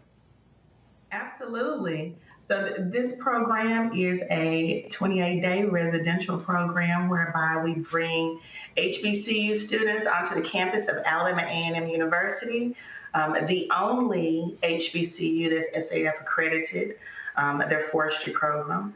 And over that 28 days, we give them hands-on experience with live fire, all different types of exposure to every facet of forestry, especially fire, and the opportunity to be certified in wildland firefighting so that when they leave the program, they can head directly to internships to put it all into practice. Right now, if you talk about the Forest Service, how many African Americans are involved? Wow, in this particular field, only 1.9% of the bachelor's degrees in agriculture and natural resources are African American. And this particular partnership, of that number, 66% of the Black foresters and wildland firefighters come out of this partnership. So we recognize that the Forest Service has an opportunity to do better as we try to create an inclusive workforce that represents the community that we serve. So our numbers are low, and this program is a step in building and advancing a culture of belonging that empowers a diverse mix of people, people of color across the Forest Service to fulfill our mission. Wow, this is, I mean, I think part of the thing that it always happens is that they're just areas that we don't see a lot of us, so therefore we don't think about opportunities in that field. Absolutely. And it's about raising awareness and outreach. You don't know what you don't know. When I became a forester, I didn't know that forestry existed. So this program is just one of those outreach programs to bring awareness that it's a choice. And the Forest Service wants to step in as an employer of choice of people of color who want to go into forestry and firefighting. So you're going to be partnering with Florida A&M University, Southern University of Tuskegee, as well as Alabama A&M. Absolutely. So we've had Are you looking to eventually expand this? We want to expand our footprint all across the country. We want to replicate at not only HBCUs, but at 1994 tribal colleges and universities, and we want to replicate everywhere that we can. So that's the next step in building this diversity program. All right, then. Stephanie Love, we certainly appreciate it. Thanks a lot. Thank you. Folks, going to go to a break. We come back. We'll talk about those Republican attorneys generals going after DEI in corporate America. I told y'all this was next. Tell you. You two folks, hit that like button. Y'all, we should easily be over 1,000 likes. Stop playing around, y'all. Comment, hit the doggone like button. Also, hit the like and share button on the Black Star Network OTT app. Don't forget, support us in what we do. Download the app, Apple phone, Android phone, Apple TV, Android TV, Roku, Amazon Fire TV, Xbox One, Samsung Smart TV. You can now watch our 24-hour, 7-day-a-week streaming channel on all platforms, including Amazon Fire TV. Right there, folks. We're on Amazon Fire. That's right. And as I said, we have launched on a new platform, Plex. That's right. We are. You can now see us on the Plex Fast channel as well. And so I told y'all, man, I told y'all we were making moves. Folks thought I was just joking when I said that, but we've been making these moves, focusing and building right here on the network. And so all you got to do, if you go to Plex, in order for us to see us there, what you do is you search search for Black Star Network. You can find us under Live TV, News/Option. Guys, thank you very much. I appreciate that. So again, you can watch a 24-hour, 7-day-a-week streaming channel on the Black Star Network now on Plex. And so on there, just look under Live TV, go to News Plus Opinion. All right, folks. And again, you can join our Bring the Funk fan club. Your dollars make it possible. Folks, all this stuff costs money. We're building. We're trying to get more people to watch what we do here. So give to us via check and money order. P.O. Box 57196, Washington, D.C. 20037-0196. Cash App, $RM Unfiltered. PayPal, R Martin Unfiltered. Venmo is RM Unfiltered. Zelle, Roland at RolandSMartin.com. Roland at RolandMartinUnfiltered.com. We'll be right back. When you talk about blackness and what happens in black culture, we're about covering these things that matter to us, speaking to our issues and concerns. This is a genuine people-powered movement. There's a lot of stuff that we're not getting. You get it, and you spread the word. We wish to plead our own cause. Too long have others spoken for us. We cannot tell our own story if we can't pay for it. This is about covering us. Invest in black-owned media. Your dollars matter. We don't have to keep asking them to cover our stuff. So please support us in what we do, folks. We want to hit 2,000 people, $50 this month, raise $100,000. We're behind 100,000, so we want to hit that. Y'all money makes this possible. Check some money orders. Go to P.O. Box 57196, Washington, D.C. 20037-0196. The Cash App is $RM Unfiltered. PayPal is R Martin Unfiltered. Venmo is RM Unfiltered. Zelle is Roland at RolandSMartin.com. Coming up next on The Frequency, right here on the Black Star Network, Shanita Hubbard. We're talking about the ride or die chick. We're breaking it down. The stereotype of the strong black woman. Some of us are operating with it as if it's a badge of honor. Like you even hear black women like aspiring to be this ride or die chick, aspiring to be this strong black woman trope at their own expense. Next on The Frequency, right here on the Black Star Network. Hi, I'm Jo Marie Payton, voice of Sugar Mama on Disney's Louder and Prouder Disney Plus, and I'm with Roland Martin on Unfiltered.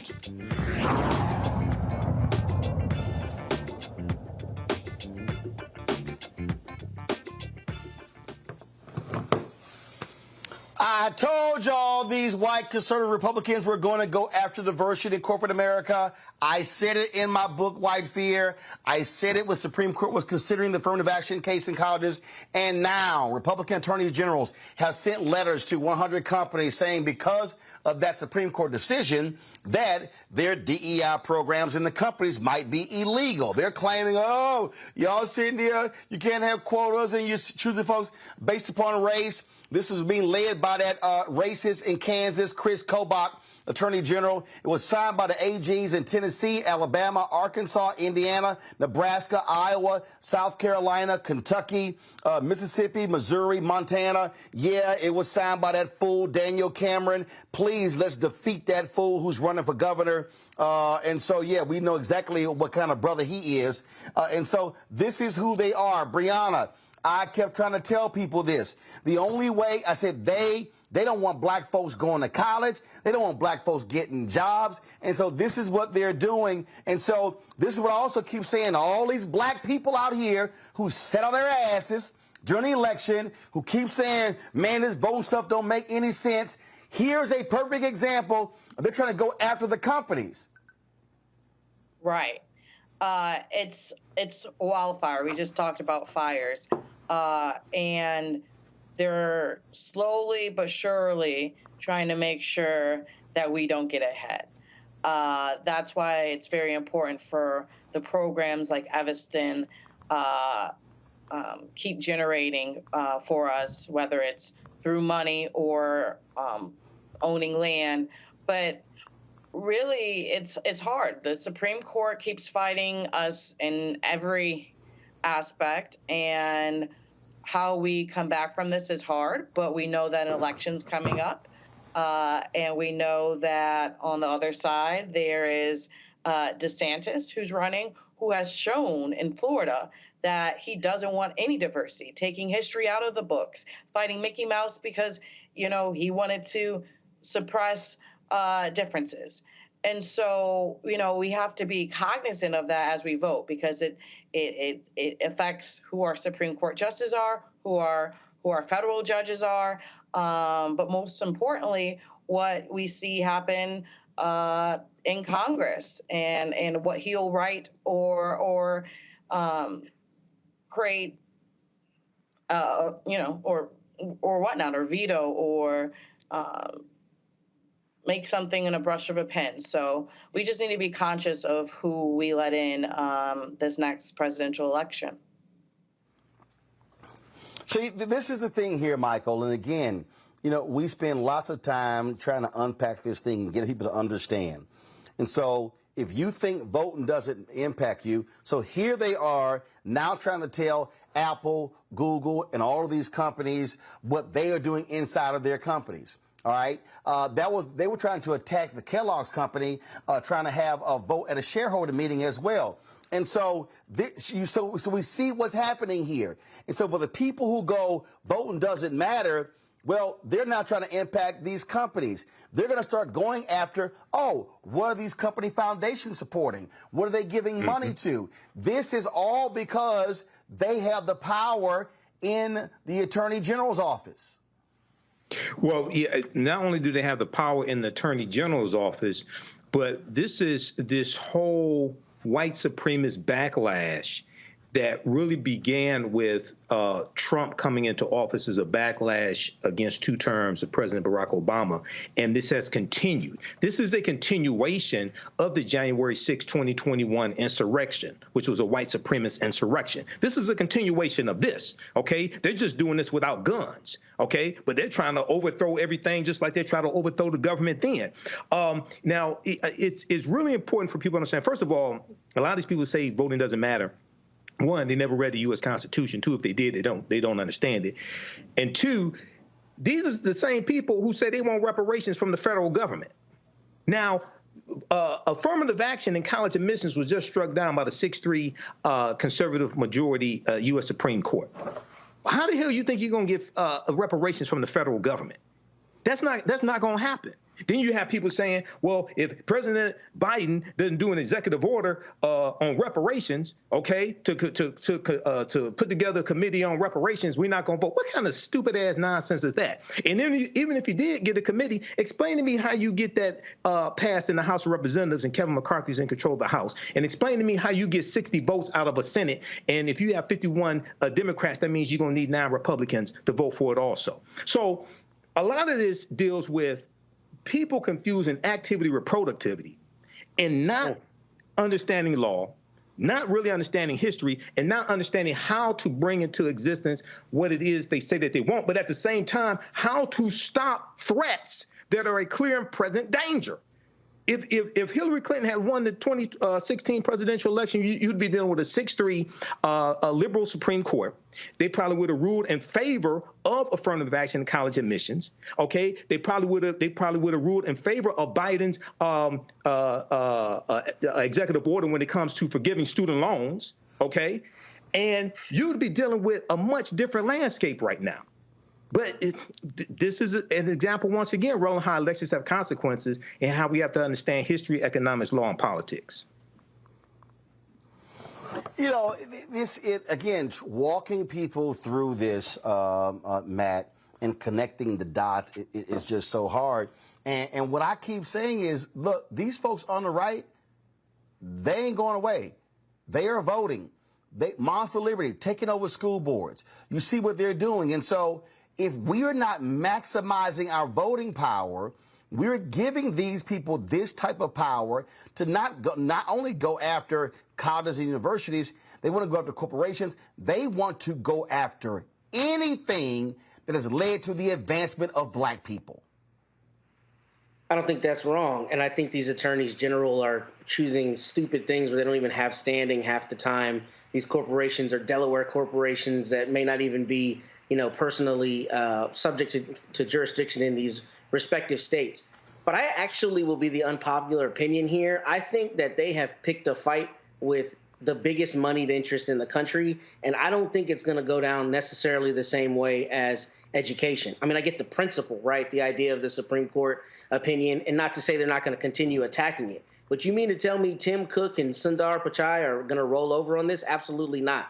What we saw with DeSantis and Disney in Florida was relative to Disney's special legal status there. That doesn't mean these attorneys general aren't going to, continue trying to attack DEI and continue trying to attack a diverse workplace because, yes, there's a lot of white supremacy. But money is what rules this country. And there is no way that places like Apple or companies like Apple that has the largest, my understanding is the largest money ever on hand for any company is going to allow some state attorneys general to really tell them how to run their company. And maybe that's naivete for me, but I really think that that's not going to come out the same way. I think that the moneyed interests are too entrenched and they have too many politicians in their pocket for that to meaningfully happen. So I think it'll be a little different scenario than affirmative action in education. I don't agree. I don't know. I don't know, frankly. I don't know. Brianna, go ahead. Yeah, I don't agree. I think that the purpose of racism is that it doesn't take that into account. It doesn't care about the economy. It's more about the power. And so when they create that and make sure that there's not DEI and we're not teaching about diversity and so forth, it sets up to keep the hierarchy and make sure that we're underneath. And racism is not about what educationally makes sense. It's literally about the fear. And so I am not that optimistic that they're going to say, oh, this is going to ruin my money. So you know what? We're not going to listen and we're not going to do this. They want to make sure that their people succeed and that we do not. And so I do think that it's a problem that they're allowing this to happen, that we're going back. We're going backwards. Well, if I may, Roland, I mean, reasonable minds can differ. But what does Michael always talk about? Power. This is about power. And what does power come from in this country? Money. And if you got the most ducats in your pocket, you got the most leverage to tell these politicians kick rocks. I don't care about your letter. I don't care that you don't like how I'm running my company. I got X number of Billy, and I'm about to fight you forever. Tim Cook and Sundar Pichai will not allow states' attorneys general to tell them how to run their company. That's my honest belief. And that doesn't mean that the genesis of it is not racism and white supremacy and that they're not going to try to make hay in that respect. But it is not the same to me as some 18-year-old applying to go to college and whether they can individually keep her out as to say you're going to tell Apple how to run its company. I don't think that's realistically going to happen considering how much political power those corporations have. I don't think that's realistically going to make change in this respect across the corporate sector, in my opinion. Yeah, and I don't think that's right because... Go ahead. No, I just don't think that's right because it starts with education. That's why they try to make sure that someone can't even get to be a Tim Cook. So I just don't see it, but time will tell. Roland, can I just say something really quickly here?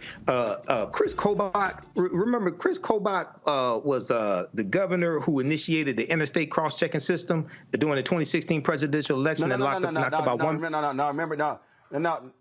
No, he wasn't governor. He ran. Remember, he was Secretary of State. He ran. Secretary of State. I'm sorry. U.S. Senate and lost. He ran for governor and lost. He was Secretary of State. Secretary of State, interstate cross-checking system, 2016 presidential election. It knocked about 1 million people off the voting rolls across the country, okay? And it's helped Donald Trump win as well, all right? So, see, these people are playing for keeps, and we have to learn how to connect the dots here, okay? This is the white supremacist billionaire boys club. They're all playing for keeps. They're all on the same team, okay? And they're trying to clean our clock. So we have to understand this and fight against this. All right, folks. Hold on one second. Quick break. I'll be back for our last segment on Roland Martin Unfiltered on the Black Star Network. On the next Get Wealthy with me, Deborah Owens, America's Wealth Coach, the wealth gap has literally not changed in over 50 years, according to the Federal Reserve. On the next Get Wealthy, I'm excited to chat with Jim Castleberry, CEO of Known Holdings. They have created a platform, an ecosystem to bring resources to Blacks and people of color so they can scale their business. Even though we've had several examples of African Americans and other people of color being able to be successful, we still aren't seeing the mass level of us being lifted up. That's right here on Get Wealthy, only on Black Star Network. On a next, A Balanced Life with me, Dr. Jackie, we're going to be talking about common sense. We think that people have it, know how to use it, but it is something that people often have to learn. The truth is, most of us are not born with it, and we need to teach common sense, embrace it, and give it to those who need it most, our kids. So I always tell teachers to listen out to what conversations the students are having about what they're getting from social media, and then let's get ahead of it and have the appropriate conversations with them. On a next, A Balanced Life with me, Dr. Jackie, here at Black Star Network.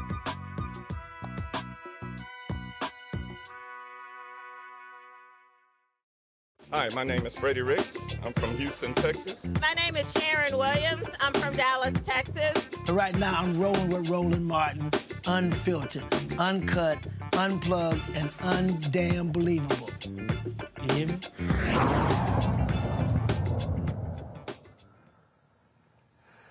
All right, y'all. It's always great when you look at some of these videos that go viral, and I tell you, boy, MAGA Republicans are a little bit upset. Mike Pence was walking in a parade, and, you know, kids are going to be kids, and this happened.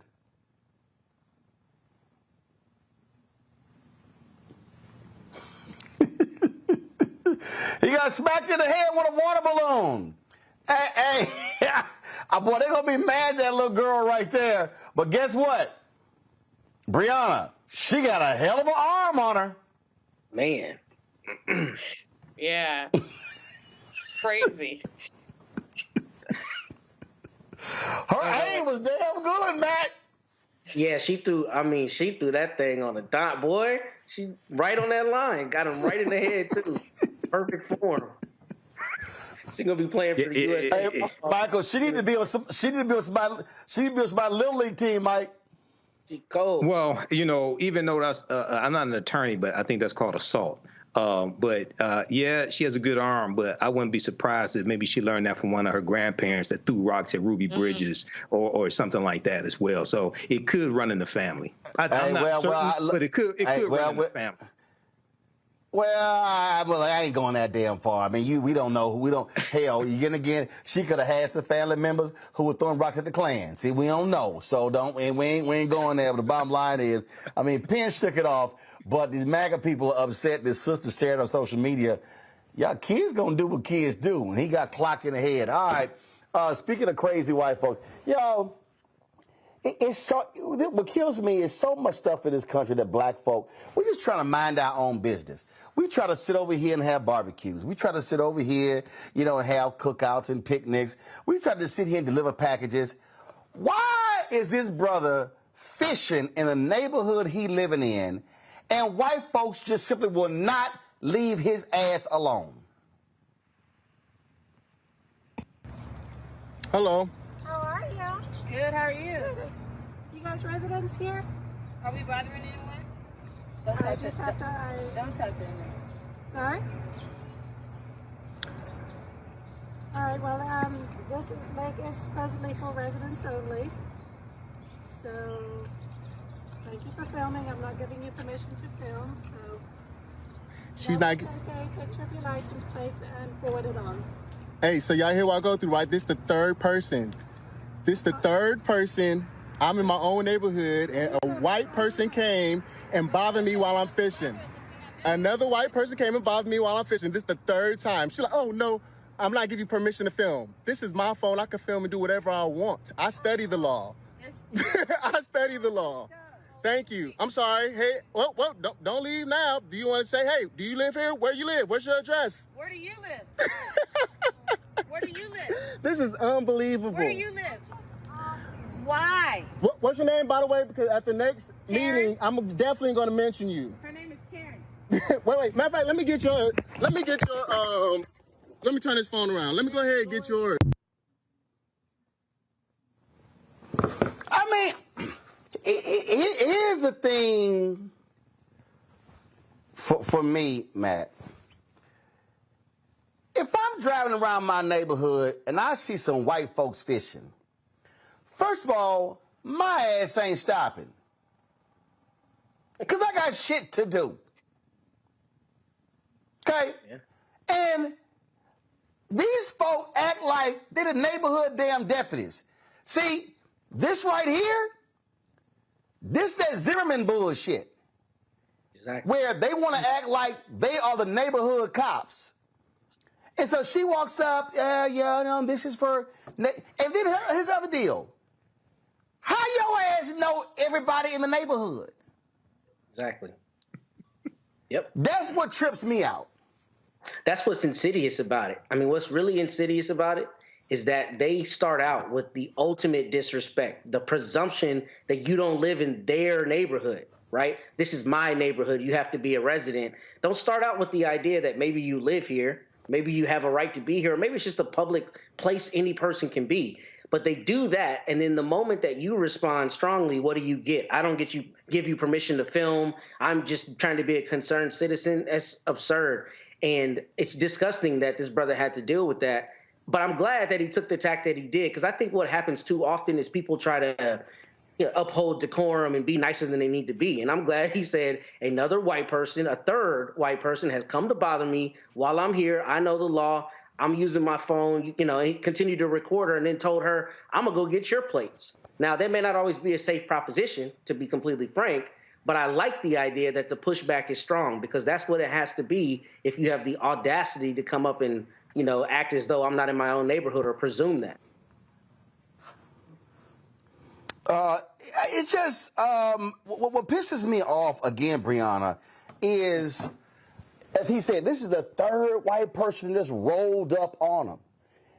And they just have, a lot of these white folks just think that they have the license. We can question anybody on anything. That was, hell, we had a video, I'm going to try to find it, where these cats had a rooftop party and a white woman just walked into their apartment to tell them, stop playing the music. They were like, we could have shot your ass. They really believe that they have the right to do whatever they want and talk to somebody anywhere they want to. They were raised like that. It shows the differences. And it's funny that her name was actually Karen. We call them Karens now, and that was her name. And, the first thing she says is, I didn't give you permission to film. Oh, you had to give me permission. But my response of it, I didn't give you permission to talk to me. Like, the fact that she has that much audacity or that she thinks that it's only her that can get the permission, that she knows everybody. And what? She was afraid that he was going to take all the fishes? She wanted to fish herself, and it was going to take away the neighborhood fishes? What harm was he posing to her? None. But she still felt like it was her right to say something. And it's ridiculous. It's ridiculous. And what I love, Michael, is I didn't give you permission to film me. I didn't give you permission to walk your punk ass up to me. Right. She walked over to him. He's filming. It'd be different if he walked over to her and started filming her. She walked over to him, and she's saying, I didn't give you permission to film me. But, you know, Roland, the whole theme of this deals with white supremacy and what Trump has unleashed. Now, I don't know who this lady, I don't want to call her Karen, but I don't know who she voted. Well, I mean, if that is her name, Karen, okay. I don't know who she voted for. I wouldn't be surprised if she voted for Donald Trump. But the same white supremacy that made people think they could get away with trying to overthrow the government January 6, 2021, the same white supremacy here. And we can draw a line, you know, let's keep it real. Now, they were saying hang Mike Pence January 6, right? What would make a child think it's all right to throw a water balloon and hit the former vice president of the United States in the back of the head? Because I guarantee you, if there had been a black child that done that, nobody would say, oh, well, children are just going to be children. Maybe a few black people would, but overwhelmingly, they wouldn't say, oh, children are just going to be children. No, they'd probably be trying to arrest that person, go after their parents, things like this. So, bottom line, go ahead. But bottom line is this here. Bottom line is this. First of all, her name is Tanya. Come to me, please. Tanya. So okay. The woman name, she was a therapist. So the brother's name is Anthony Gibson, Columbus, Georgia. And he shared this on YouTube, TikTok, Twitter, Snapchat, IG. I love all of that. Appreciate that, Anthony. Way to go. And so she was a freelance therapist with Sea Glass Therapy in Noonan, Georgia. When this thing... Now, it said that her father was a registered homeowner in the gated community. And it says, as per the community's rules, Gibson was permitted to fish in the lake without a license as the guest of a resident. Mm-hmm. That's it. And so, what's crazy is, it says Gibson, who lives in Columbus, Georgia, has been challenged multiple times by locals in the neighborhood, asking why he is there and saying the lake is for residents only. That is a lie. And so, again, Tanya, little Tanya here, she gonna say, I just have to ask. I just have to ask. And they said, don't talk to me. Don't talk to me. And so, again, Sea Glass Therapy posted this on it. Sea Glass Therapy is a place of acceptance, healing, and inclusion of all people, regardless of race, gender, sexual orientation, religion, or background. We stand against discrimination of all forms.